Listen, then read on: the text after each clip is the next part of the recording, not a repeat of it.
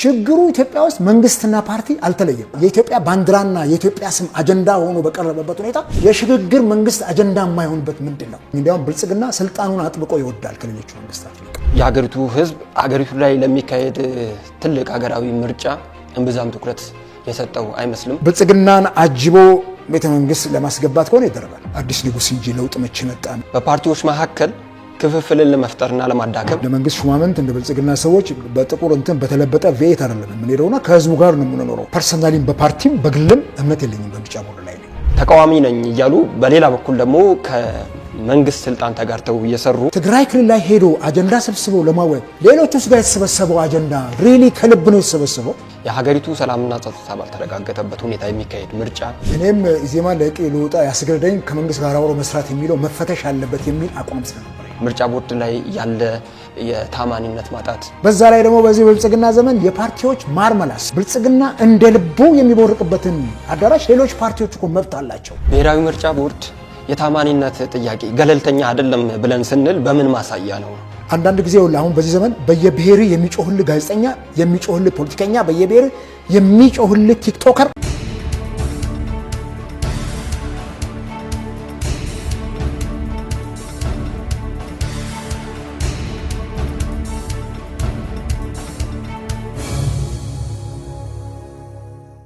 በእርሶ አይን የኢትዮጵያ አሁናዊ ሁኔታዎች እንዴት አዩዋቸው? እንደ አንድ ፖለቲከኛ የሀገራችን ጉዳይ በበርካታ ጉዳዮች ዳይናሚዝም የሚያጠቃው ነው። በተለይ ፖለቲካችን ከድጡ ወደ ማጡ የሄደ ነው። የሀገሪቱ ሰላም በጣም አስቸጋሪ ሁኔታ ውስጥ ዜጎች ከቦታ ቦታ መንቀሳቀስ የማይችሉበት፣ ከአዲስ አበባ የተወሰኑ ኪሎሜትሮችን ርቀት መጓዝ እንደማይቻል፣ ኢቭን ሱሉልታን እንኳን ማለፍ እንደማይቻል እያየናቸው ያለ ነው። ትልልቅ የመንግስት የህግ አካላት ከመሃል ከተማዎች በወጡ ቁጥር የሚያጋጥማቸው ሞትና አፈና ምን ያክል ከባድ እንደሆነ እያየን ነውና ይሄ የሀገሪቱ አስቸጋሪ ጉዳይ አሁን ካለው መንግስት ግጭት ይለዋል፣ ሲፈልገው ውጊያ ይላል። ነገር ግን ወደ ለየለት ጦርነት እየገባ ያለው የሰሜኑ ጉዳይ የሀገራችንን ትልቅ ራስ ምታት ነው። ኦሮሚያም እንደዚሁ፣ አማራ ክልል ላይም እንደዚሁና እነኚህ ጉዳዮች በየጊዜው ከመቀነስ ይልቅ አድማሳቸውን እያሰፉ ሲመጡ እየተመለከተ ነው ያለ ነው። ይሄ አድማሱ የሰፋ የሚመጣ የጦርነትን ድባብ የተላበሰ ጉዳይ ነገ እንዴት ያንቀሳቀሰናል፣ እቺን ሀገር ምን ያክል ያረጋጋታል የሚለው ነገር በጣም ከባድ ነው። ከዚህ ጋር ተያይዞ እንግዲህ ኢኮኖሚው ድቀት አለ፣ የኑሮ ውድነት አለ፣ ማህበረሰቡ የዕለት ጉርሱ መሸፈን አልቻለም፣ የሸቀጥ ምርት እየጨመረ ነው፣ የዶላር ምንዛሪ እየጨመረ ነው፣ የገንዘብ የመግዛት አቅም በጣም እየወረደ ነው። እንግዲህ ይህንን አስተካክሎ የሚመራ መንግስት በዚህ ምርጫ ብናገኝ ጥሩ ነው፣ ተስፋ ብናደርግ። ግንቦት 24 ላይ 7ኛው ብሔራዊ ምርጫ ይካሄዳል ተብሎ ይጠበቃልና ይሄንን ዝግጅት እንዴት ያዩታል? እንግዲህ ብዙ ጊዜ ከዚህ ከምርጫ ጋር በተያያዘ በኢትዮጵያ ፖለቲካ ውስጥ ይሄን ያክል ስጋት ሆኖ ያለፈው ምርጫ ወይም ጭቅጭቅ የነበረው ምርጫ፣ ሞት ያስተናገደው ምርጫ የ97ቱ ምርጫ ነው። እንግዲህ በዚህ 30 ዓመት ውስጥ በተለይ ወደ ምርጫ ፖለቲካ ገብተናል ከተባለ በኋላ የታየውም ጠንካራ የነበረ ምርጫም እሱ ነው። ኢህአዴግም በእናቶ መለስ ጊዜ ዲሞክራሲውን ሰፋ አድርጎ የምርጫውን አውድም አስፍቶ ህዝብ ምን ያክል እንደሚጠላው መንግስትን ያየበት ዘመን ነው። ያ ዘመን ጥሩ መስታወት ነበር ለነሱ። ያቺን ዘመን ነው እንግዲህ ጥሩ መታጠፊያ ነበር። እዛ ጋር ስታክ አደረገ የኢትዮጵያ ጉዳይ። ያኔ እነሱ ስልጣን ቢለቁ ኖሮ ዛሬ እንዲህ አይነቱ ዝግብ ውስጥ አንገባም። እና መልልህ ነው አሁን ያኛውን ምርጫም ስናየው አሁን የለውጥ መንግስት የምንለው ወደ ስልጣን ከመጣ በኋላ ያው የለውጥ መንግስት የሚለውን በትምህርት ጥቅሶች ነው ማስቀምጠው። የቴዲ ጃዝ እስራኤል ሙዚቃ ሼር ስለማድረግ አዲስ ንጉስ እንጂ ለውጥ መቼ መጣ የሚለውንና 6ኛውን ሀገራዊ ምርጫ አገር ትለፍ ተብሎ ነው። እንደምታውቀው የኮቪድ ወረርሽኝ ነበር። የሀገሪቱ እንትን የተረጋጋ አልነበረም። የጠቅላይ ሚኒስትር አብይ የዛ ወቅት መንግስት በሁለት እግሩ አልቆመም። ገና ጨቅላ ህፃን ነው መንግስታችንም እና እንደው ተባብረን እችን ሀገር ሌጂቲሜት የሆነ መንግስት ይኖራት ብለን ነው ያስቀመጥነው እንጂ ይሄን ያክል የዲሞክራሲ ስፋት ኖሮት አይደለም። ኤኒዌይ እንደምታየው አሁን እስካለው ፓርላማ አየ ነው። ይሄ 7ኛው ምርጫ ግን 7 ዓመት የቆየ አንድ ተርም ያገለገለ መንግስት ስላለ የተሻለ ምርጫ ይኖራል ብለን አሰብ። እኔ 7ኛው ምርጫ የኔ የተሻለ ይሆናል ሳይሆን መደረግ ይችላል ወይ የሚለው ነው የመጀመሪያ ነው። የተሻለ ዲሞክራሲያዊ ነው መደረግ ይችላል። ለምን ነው እንደዛ ያሉት እርሱ? አሁን ያለው የኢትዮጵያ ሁኔታ አስቻይ ነው ወይ ምርጫ ለማድረግ? ድም መግቢያችን ላይ ያነሳ ነው የሰሜኑ የኦሮሚያ ክልል እነኚህ ኮንፍሊክቶች ዜጎችን ከቦታ ቦታ እንኳን ማንቀሳቀስ ባልተቻለበት ምክንያት መንገድ እያየ ነው። ነፍጥ አንግበው ጫካ ወርደው ስርዓቱን በነፍጥ እንቀይረዋለን የሚሉ አካላት ይሄ መንግስት እንደገና ወደ ስልጣን ራሱን ለ5 ዓመት ሊያመጣ ነው የሚል ጥያቄ አንስተው ምርጫው እንዳይደረግ የሚፈጥሩት እንቅፋት እንዲህ በዋዛ የሚታይ አይደለም። ሌላውን የንግድ እንቅስቃሴ ሌላውን የማህበረሰብ እንቅስቃሴ የገቱ አሁን ምርጫው እንዲደረግ ምቹ ሁኔታ ተፈጥሮ ምናልባት ማዳበሪያ እንዲያልፍ ሲፈቅዱ እናያለን። የምርጥ ዘር እንዲያልፍ ሲፈቅዱ እናያለን። የእርዳታ እህል ሲሄዱ ሪሊ የምርጫ ካርድ ሲሄድ የሚፈቅድ አካል ነው ያለው። ኦሮሚያም አማራም ክልል ያለው አስቻይ ሁኔታ አለ ወይ አገሪቱ ውስጥ? የመጀመሪያው ነገር ምርጫ ለማድረግ ሰላም የሆነ ነገር ያስፈልጋል። አትሞስፈሩ ተዚህ ይልሃል። 6ኛው ሀገራዊ ምርጫ ላይ የቤኒሻንጉል ጉሙዝ ክልል እኮ ከ3 ዓመት በኋላ ሌት ሆኖ ዲሌይ ሆኖ ምርጫ ያደረገው በወቅቱ የነበረው ችግር ምርጫ ማድረግ ስላልተቻለ ነው። የቤኒሻንጉል ጉሙዝ ታጣቂዎች ከፍተኛ ችግር ፈጥረው ስለነበረ ነው። ግን ያ ህዝብ እኮ ለ8 ዓመት ማለት ነው ባልመረጠው አካል ሲመራ አይተናል።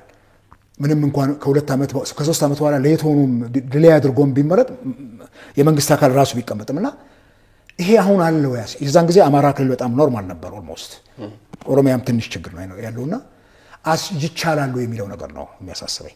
ለዚህ ነው ምርጫው መደረግ ይችላል የሚለው። አሁን እኛ ሀገር ላይ ያለውን የምርጫ ድባብ እንዴት ያዩታል? ምርጫ የሚስተናገድባትን ሀገር ላይ ያለን ይመስሉታል በእርሶ እይታ? ምንም እኮ ውሃውም ለብ እኮ አላለም። እኔ የምርጫ ውሃ እሳት ላይ ጣደም አይመስለኝም። በጣት ለብ ማለቱ በጣት አለ መወክረው። አሁን እኮ ምንም ወሬው የለም፣ በጆሮ አጠገብ የሚያልፍ ወሬ የለም፣ የምርጫ ሽታውም የለም፣ ሚዲያም ላይ የለም። እንደው እናንተ አሁን አነሳችሁት እንዴ የመንግስት ሚዲያዎች አሁን ስለ ምርጫ ያወራሉ እንዴ? ያወሩ እኮ አይደለም።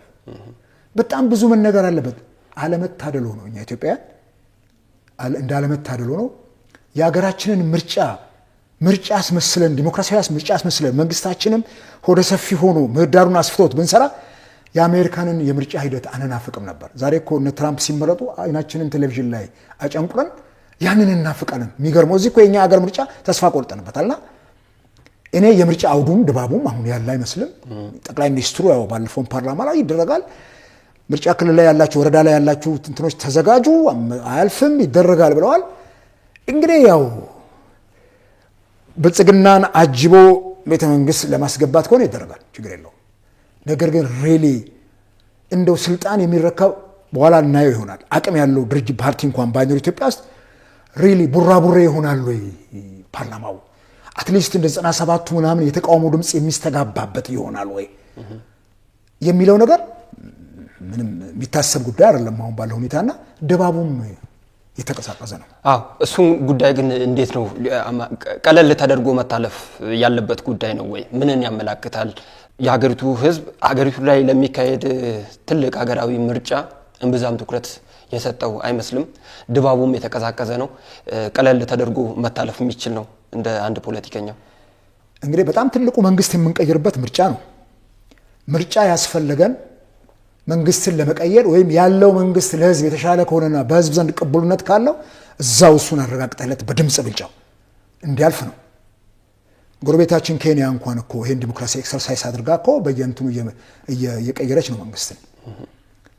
ነገር ግን እኛ ሀገር ላይ ይሄን የማድረግ እድሉም የለንም። ህዝቡ የአፕታይት የለውም። አሁን አንተ ምግብ የምትበላው እኮ ውስጥ ሲቀበለው አፕታይት ሲኖር ህዝቡ የምርጫ አፕታይት የለውም።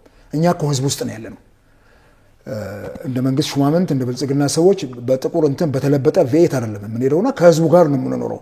ስለዚህ የህዝቡን ስሜት በደንብ እንደ ፖለቲከኛም ህዝቡ ምን ይላል የሚለውን ነገር ማድመጥ ተገቢ ነው የሚሆነው እና ይሄን ስታስበው የህዝቡ የመምረጥ ፍላጎት፣ የፓርቲዎች አቅም ማጣት፣ በዛ ላይ ደግሞ በዚህ ብልጽግና ዘመን የፓርቲዎች ማርመላስ በኋላ እንመጣበታለን። አብሮ መስራት በሚል እንትን ከመክሊታቸውን የሸጡ ከዙፋናቸው ህዝቡ ካስቀምጣቸው እንትንስ የወረዱ እነኚህን አይነት ሰው ፓርቲዎች ሲኖሩ ተስፋ ቆረጠ ህዝቡ።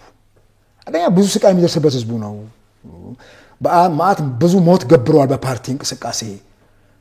97 እንኳን በቅርቡ ያለውን ያስታውሳል ማህበረሰቡና እኔም ባለፈው 6ኛው ሀገራዊ ምርጫ ሁሌም ማስታውሰው በሄድኩበት ሚዲያ ላይ ሌላ አቅም ስለሌለኝ ልክ ህዳር 7 ለ8 አጥቢያ ማታ 2 ሰዓት ላይ የተገደለብን አንድ የፖለቲካ ሰው አንድ ዩኒቨርሲቲ መምህር ግርማ ሞገስ ሁሌ ያስታውሳለሁ። ስቲል ገዳዮቹ እንኳን ያልተያዙበትና ለፍርድ ያልቀረቡበት ለምን ሞተ ያ ሰው? የዛን ጊዜ ገና ወጣት ነውና እንዲህ አይነት እንትን ሲያይ ማህበረሰቡ ተስፋ ይቆርጣል። ብሔራዊ ምርጫ ቦርድ ላይ የታማኝነት ጥያቄዎች በተቃዋሚ የፖለቲካ ድርጅቶች ይነሳሉ። ለምሳሌ ኢህአፓን ብናነሳም በዚህ ምርጫ ላይ ያለኝን ተሳትፎ አጤነዋለሁ የሚል አስተያየትን ሰጥቷል። በቅርቡ ሀገራዊ ስብሰባ መሰረዙን ተከትሎ ኦፌኮም ቢሆን ምርጫ የማደርገው ፓርቲ እንዳይሰረዝ ህልውናውን ለማስጠበቅ አስቻይ ሁኔታዎችን ባለባቸው ቦታዎች ላይ ምርጫን አካሂዳለሁ እወዳደራለሁ የሚል አስተያየትን ይሰጣል። በሲዳማ ክልል ላይ ከብሔራዊ ምርጫ ቦርድ ጋር ክስ ውስጥ ያሉ የፖለቲካ ድርጅቶች አሉ። እነዚህ ነገሮች ተዳምረው ምንድነው ሊያሳዩን የሚችሉት? ምርጫ ቦርድ ላይ ያለ የታማኒነት ማጣት በራሱ እንዴት ይታያል? እንግዲህ ይሄ አሁን የሰባተኛው ምርጫ እንዳያማህ ጥራው እንዳይበላ ግፋው አይነት ነገር ነው የሚታየው። ፓርቲዎችም ፐርሰናሊም በፓርቲም በግልም እምነት የለኝም በምርጫ ቦርድ ላይ ነኝ። ምርጫ ቦርድ ፍጹም ገለልተኛ ተቋም ሆኖ መቆም እንዳለበት እናል። ምርጫ ቦርድ ብቻ አይደለም፣ በርካታ የዲሞክራሲ ተቋማት፣ የፍትህ ተቋማት ገለልተኛ ሆነው ነው መቆም ያለባቸው። ሪሊ ከገዢው ፓርቲ ምርጫ ቦርድ ተጽዕኖ ውጭ ነው ወይ ያለው? የገዢው ፓርቲ ምርጫ ቦርድ ላይ ትልቅ ክንዱን አይጫንም ወይ? እያየናቸው ያለናቸው በርካታ ነገሮች እንደ ማሳያ የምናነሳቸው ነገሮች አንሱልኝ። አሁን ብሔራዊ ምርጫ ቦርድ የታማኒነት ጥያቄ ገለልተኛ አይደለም ብለን ስንል በምን ማሳያ ነው? የሚቀርቡ ክሶች ላይ የሚወሰኑ ውሳኔዎች ሲምፕሊ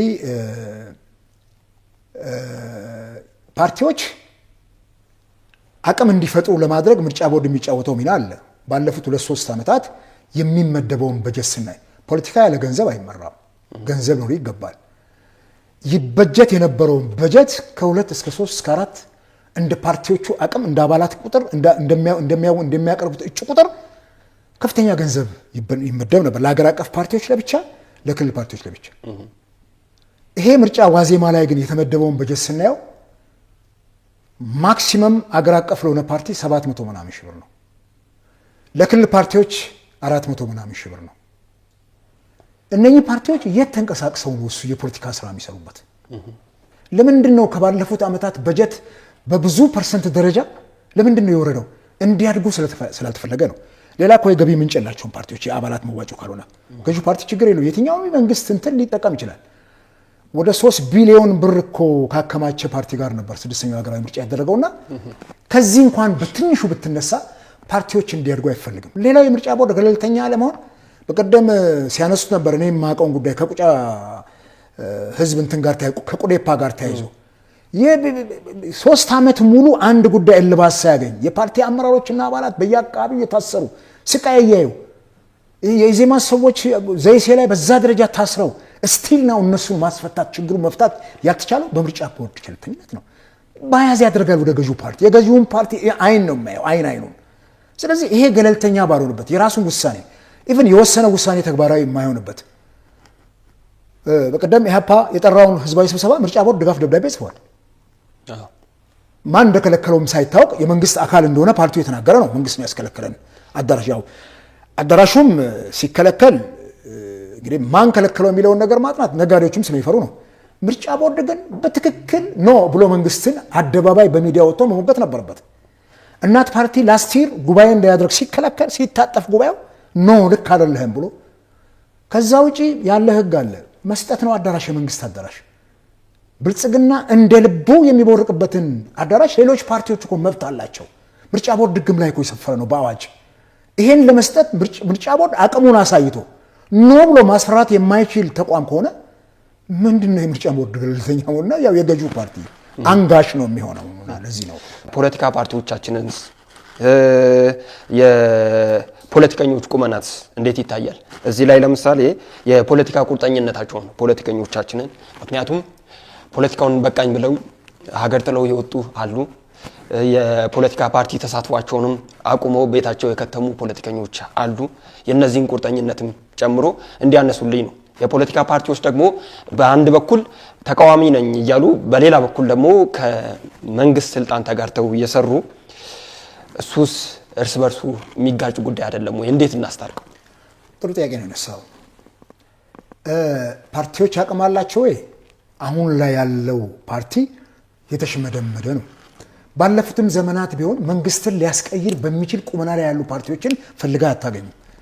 እርስ በርስ የመገፋፋት የፓርቲ አመራሮችም ትንንሽ የስልጣን ዘውዳቸውን ኪሳቸው ከተው የሚንቀሳቀሱ ገባ ኮሚትመንቱ ይህን ያክል ጎልቶ የሚወጣ ያይደለ ቁርጠኛ ሆኖ የሚታገሉበት ጉዳይ አይደለም።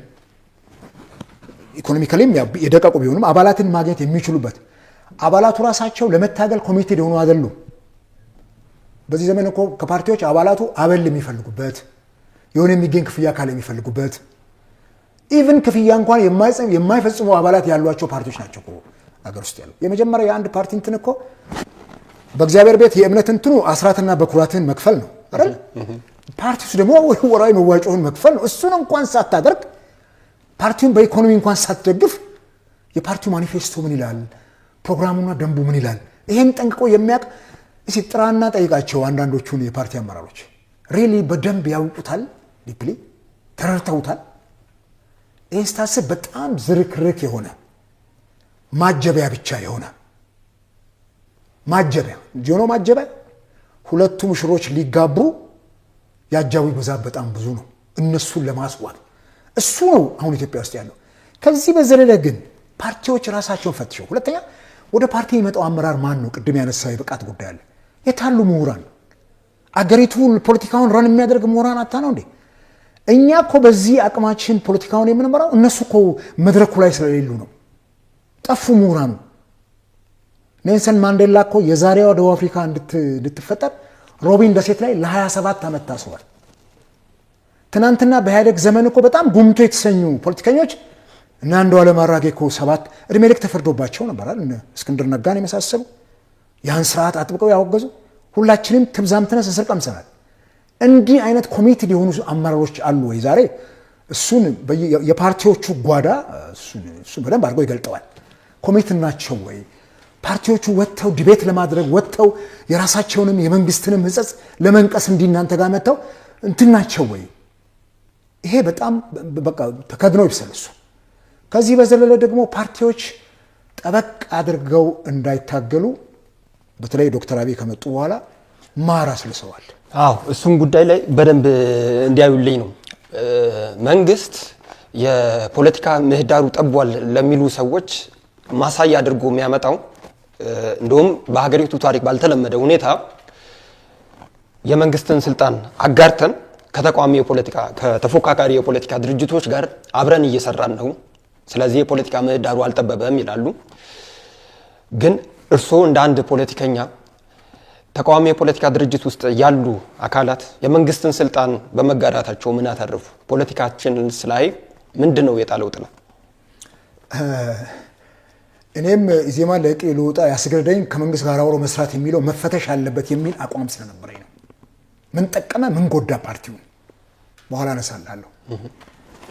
አንድ ሐኪም አንድ ሜዲካል ዶክተር ሰርጀሪ ሲሰራ ቀዶ ጥገና ሲያደርግ በሽተኛው የሚወጋው መድኃኒት አለ አይደል? ማደንዘዣ ይወጋል አይደል? አኔስቴዥያ ነው የሚባለው በሕክምና ቋንቋ። እሱ ማደንዘዣ እንዳያመው ነው ሲቀደድ።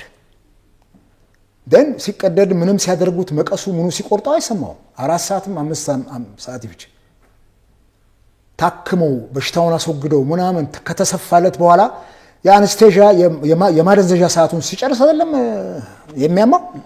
በዶክተሮቹ እንትን ውስጥ እንዳልገባ ብቻ አንዳንድ ጊዜ ፖለቲከኞች የማናውቀውን ነገር ሁሉን የምናውቅ ስለሚመስለን ስለምናይም ካለን እንደው አንብበንም ታክመንም ካየነው እንትን አንፃር ነውና ከዛ በኋላ ነው ፈውስ ይመጣው።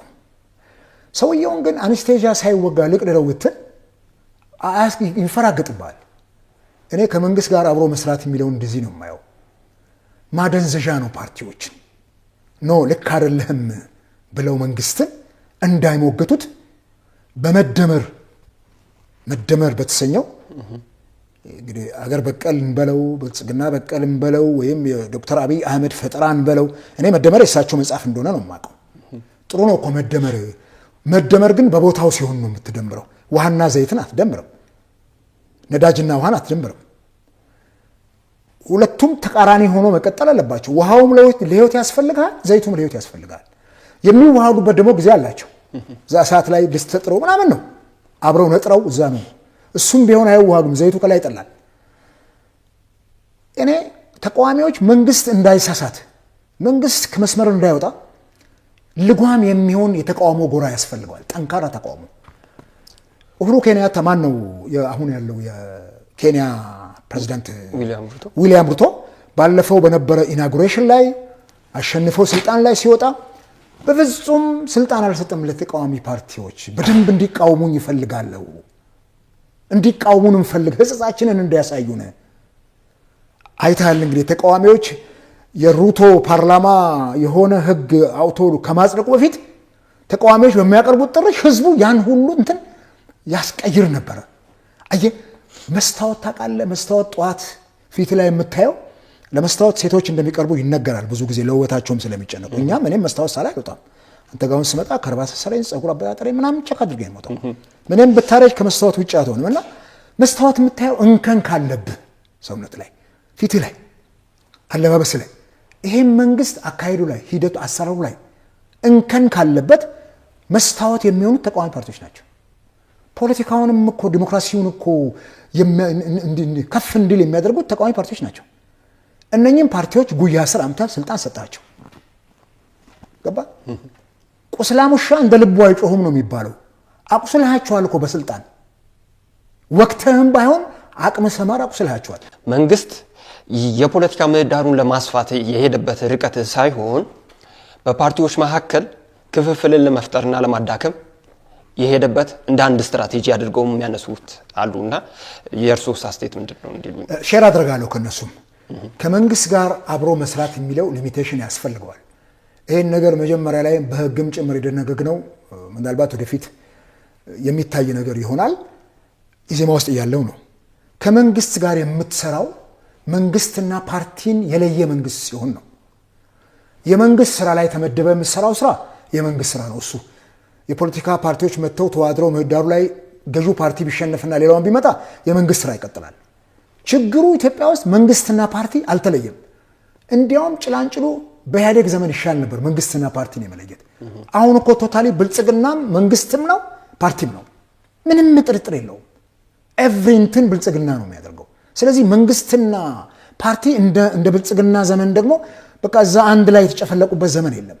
ስለዚህ ይሄ ባልተለየበት ሁኔታ አንተ የመንግስት ስራን ፕሮፐርሊ ሰርተህ አብሮ በመስራት በሚለው እንትን የምትቀጥል ቢሆን ወይ እዚህ ጋር መጥተህ ፖለቲካ መድረክ ላይ ደግሞ ልክ አይደለህም ብልጽግና ብለህ ልትሞግት የሚያስችል የፖለቲካ አቋምና ስብዕና ያስፈልጋል። ገዢው ፓርቲ እንደፈለገ የፈለገውን እንትን እያለ አንዲት መግለጫ ለማውጣት ስልጣን ስለሰጠህ ብቻ የምትሳቀቅ ከሆነ ምንድን ነው ለህዝብ የቆምከው? ለምን አትዋሃድና አንድ ላይ ሀገር አታገለግልም? የፖለቲካ ምህዳር መስፋት ማለት ሲጀመር የፖለቲካ ፓርቲ ብያኔው ራሱ ለምን አስፈለገው የሚለውን ብያኔ ስንል ዲፊኒሽኑ የፖለቲካ ፓርቲ የመንግስትን የየቀኑን እንቅስቃሴ ህጸጾች እየነቀሱ አውተው ለህዝብ ማጋለጥ፣ ጉብጠቱን እያረቁ ማቃናት፣ ይሄ የፓርቲዎች ትልቁ ዓላማ ነው። ስልጣን መያዝ ብቻ አይደለም። ስልጣን ላይ ያለው መንግስት ራሱ እንዳይባልግ፣ መስመር እንዳይስት፣ ዲሞክራሲ እንዳይጨፈልቅ እግር በእግር እየተከታተልክ አንተ ነህ የምታስተካክለው። ተቃዋሚው ለዚህ ነው የሚያስፈልገው። አቅም ፈጥሮ ደግሞ ሲመጣ አማራጭ ፖለቲካ ይዞ ይመጣና ህዝቡን ያስተዳድራል። ስለዚህ ለምሳሌ ኢትዮጵያ ውስጥ ወደ 60 ምናምን ፓርቲዎች አሉ። በቀደም አይታል የእንግሊዙ አምባሳደር ብልጽግናን ዋናውን ቢሮ በጎበኘበት ሰዓት አቶ አደም ፋራ የፓርቲው ምክትል ፕሬዝዳንት ወደ 275 ሰዎችን በመላው ሀገሪቱ ሹመት ሰጥተናል ከተቃዋሚ ፓርቲዎች። ይሄ ነው አሁን ዲሞክራሲውን ማስፋት። ግለሰቦች ናቸው የተሾሙት ነው የኔ ዲቤቲንግ። ግለሰቦች ተሾመዋል። መታገል ያለብን ለግለሰቦች ሹመት አይደለም። አገሪቱ ዲሞክራሲያዊ መንግስት እንዲኖራት ነው። አገሪቱ ዲሞክራሲያዊ ወደሆነ መንገድ እንድትሄድ ነው። የህዝብ ድምፅ እንዲሰማ ነው። የህዝብ ብሶትን እንድንባስ ነው እንጂ ጥቂት ግለሰቦች ስልጣን ላይ ስለወጡ ስለተሾሙ ብቻ ዲሞክራሲው ሰፍቷል ነው የምንለው። ይሄ በጣም አሜዚንግ። ስለዚህ ፓርቲዎች ክልል ላይ የሚያሉት አገር አቀፍ ፓርቲዎችም እኮ አሉ። አሁን በጣም ውስን ይሆኑ ያው እንደው የኢዜማ ጎልቶ ይወጣ እንጂ ፕሮፌሰር ብርሃኑም ትምህርት ሚኒስትር ስለሆኑ ሌሎቹም እኮ ተቋርሰዋል። ሚኒስትር ዴታ ማድረግ ምናምን እንደው አንዱ ላይ መረባረብም ብቻ ተገቢ አይደለም። ምናልባት ኢህአፓ ከመንግስት ጋር አብሮ መስራት የሚለው የለውም። ከዛ ውጭ እኮ ሌሎቹ ፓርቲዎች ልሰዋል፣ ቀምሰዋል ማለት። ስለዚህ ክልል ላይ ያሉ ፓርቲዎችን ብታያቸው ይሄው ነው። የቦሮ ዲሞክራሲያዊ ፓርቲ እዛ ቤኒሻንጉል ጉሙዝ ላይ ያለ አሁን ከብልጽግና ጋር ተዋሃደ። ጥሩ ነው አምኖበት ከተዋሃደ እንዲህ እኮ ጥሩ ነው። አብሮ መስራት በሚለው ግን አሁን እስር ቤት የሚማቀው ዮሐንስም ጭምር ኃላፊነት ወስዶ ይሰሩ ነበር። አብሮ ያስሉሱህና እምቢ ስትል ጋማና አስሮ ያስገባዋል። ከዛ በኋላ ፓርቲውም ላይ አደጋ ትፈጥራለህ። ስለዚህ ግለሰቦችን ማሾም አይደለም አብሮ መስራት። ጥቂት ግለሰቦች ስለተሾሙ የሀገሪቱ ችግር ተቀርፏል ማለት አይደለም። መታገል ያለብን የፖለቲካ ፓርቲ አመራሮችና አባላት ለስልጣን ወይም ለማኑ የሆነ ኃላፊነት ላይ ቁጭ ብለን እንትን ለማለት አይደለም። ህዝብን የስልጣን ባለቤት ለማድረግ ህገ መንግስቱ እንዲከበር ለማድረግ የዜጎች ሰብአዊና ዲሞክራሲያዊ መብቶች እንዲከበሩ ለማድረግ የሚጣስ ህግ ካለ እሱን ቆመን ጥብቅና ቆመን ለመታገል መሆን ስለሚገባው ይሄን ለማድረግ አስቻይ አይደለም። በርካቶች ፖለቲከኞችን ራሳቸውን ይተቻሉ። የሚተቹት ፖለቲካውን እንደ አንድ የገቢ ማስገኛ እንደ አንድ የንግድ ዘርፍ እየተቆጠረ ነው የኛ ሀገር ፖለቲካ የሚሉ በርካቶች ናቸው። ምክንያቱም ያው ምርጫ ቦርድ የተወሰነ ገንዘብ ይበጀታል። ያንን ገንዘብ ለመከፋፈል ፖለቲካውን እንደ አንድ ህይወታቸውን ማስቀጠያ አድርገው የሚንቀሳቀሱ የፖለቲካ ሰዎች አሉ ብለው የሚተቹ አሉና ለሱ ትችት የርሶ ምላሽ ምንድነው? 100% እንዲህ አይነት ሰዎች እንዳሉ ምንም አትጠራጠር። እንደምንም ተፋትገው ፓርላማ የሚገቡ አሁን የክልል ፓርቲዎችን የፓርቲያቸውም ጭምር ጠፍቷል ድምጽው። ሲምፕሊ አብንን ወሰደውን ለምን አናነሳም? አላሁን ፓርቲው አማራ ክልል ላይ ይንቀሳቀሳል። ጥቂት ሰዎች ግን ስልጣን ማማ ላይ ነው ያሉት። ፍራንክሊ እንግዲህ ነጭ ነው መነጋገር ያለብን። የገዴ ህዝቦች ዲሞክራሲያዊ እንትን ፓርላማ አሉ። ፓርቲው ግን ምርጫ ቦርድ አፍርሶታል ወይም አግዶታል። አንድ የሆነ ቦታ ላይ ቁጭ ብሎ እንዲጠቀሙ እናደርጋቸዋለን። አንድ ሁለተኛው ሽርፍራፊ ገንዘብ ፓርቲ ውስጥ አለ። ስፔሻሊ አሁን እንኳን የለም። ቀደም ባሉት ዘመናትም ስናይ ከውጭ የመጣ ድጋፍ ነበር። የሀገሪቱ ሰላምና ጸጥታ ባልተረጋገጠበት ሁኔታ የሚካሄድ ምርጫ ውጤቱ ምንድነው የሚሆነው? ምርጫ ራሱ እኮ ዲሞክራሲያዊ ካልሆነ አንድ የሰላም መደፍረስ ምክንያት ነው የሚሆነው አይደል? ይሄ በመላው ዓለም ምርጫ አሁን ሰሞኑን አፍሪካ ውስጥ የአፍሪካ ሀገሮች መካከል የተፈጠረውንና እስከ መንግስት ግልበጣ ያደረሰበትን የምርጫ መጭበርበር ተፈጥሯል ብለው ሲያምኑ ፖለቲካ ፓርቲዎች ህዝቡም ሲያምን ሆ ብሎ ገንፍሎ ወጥቶ ስርዓቱን ቆርጥሞ ይበላዋል። ይሄን ነው እያየን ያለ ነው። ምርጫ በራሱ ሰላም ያደፈርሳል። በራሱ ምርጫ እንኳን በደፈረሰ አገር ላይ ዲሞክራሲያዊ ምርጫ አድርገ አሁን ባለው ሁኔታ አገሪቱ በዚህ ውጥረት ውስጥ ሆና እንደገና ይሄ ምርጫ ደግሞ በሰላማዊ መልኩ ማካሄድ የማይቻል ከሆነ ምርጫው ራሱ የሚያሳድረው ተጽዕኖ ሰላሙ ላይ እጅግ ከፍተኛ ነው የሚሆነው። በእንቅርት ላይ ጆሮ ደግፍ እንደሚባለውና ይሄንን ግምት ውስጥ ማስገባት ተገቢ ነው የሚሆነው። አስቻይ ሁኔታ የለም። አሁን ኢትዮጵያ ውስጥ ምርጫ ለመምራት የሚያስችል በጣም አስቸጋሪ ሁኔታዎች አሉ። የጸጥታውና የሰላሙ ጉዳይ አሳሳቢ ነው። መንግስት ራሱ በየቀኑ ስለሚያሳስበው አይደለም ወይ በዶርና በታንክ በመድፍ ጭምር እየተወጋ ያለው? እነዚህ ሁኔታዎች ባሉበት በዶርና በታንክ ታጅበው ነው ወይ አሁን ምርጫ ኮሮጆ በየቦታው ተሰራይቶ የመንግስት ባለስልጣናት እኮ በየቦታው በተለይ ግጭቶቹ ጦርነቶቹ ባሉበት ኤሪያ ላይ የሚንቀሳቀሱት በከፍተኛ አጀብ ነው አይደል? ከጠቅላይ ሚኒስትሩ ጀምሮ በዛ መልኩ አጀብ ነው ወይ ምርጫ የሚደረገው? ይቻላል ወይ በዛ አጀብ ምርጫ ማድረግ? ይሄ በደንብ ሊሰመርበት የሚገባ ጉዳይ ነው።